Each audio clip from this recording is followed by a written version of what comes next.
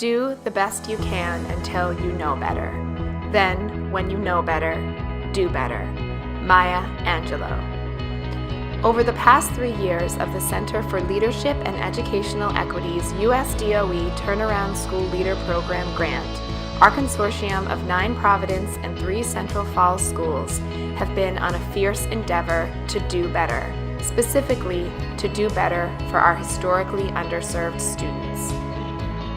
At CLE, we aim to build a critical mass of courageous leaders for equity, educators whose bold efforts ensure that every student has what she needs to thrive.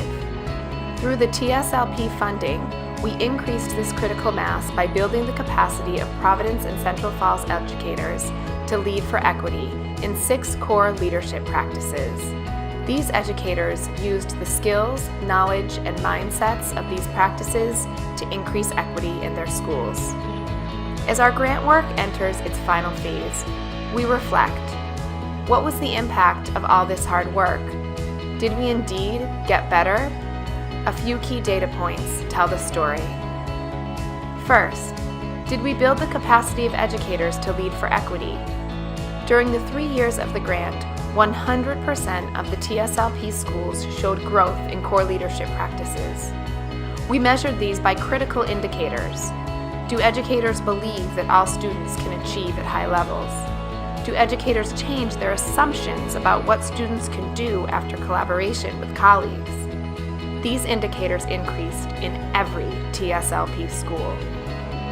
Did we increase outcomes for our most underserved students and increase equity by reducing gaps in student outcomes? In year 3 of the grant, 100% of the school teams who implemented the model achieved statistically significant growth for the students in the targeted subgroup. And 100% of these schools showed growth for the peer groups as well. 70% of these schools saw accelerated growth of the subgroup, so the achievement gap is indeed beginning to close. For example, at one elementary school, the team began to close the gap in math performance between students with IEPs and their peers.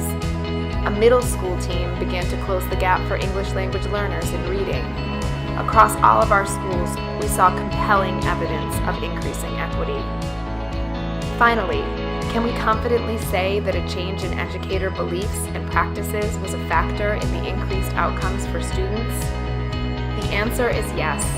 There is statistically significant correlation between the presence of core leadership practices and the academic growth for all students, and especially students in the targeted subgroups.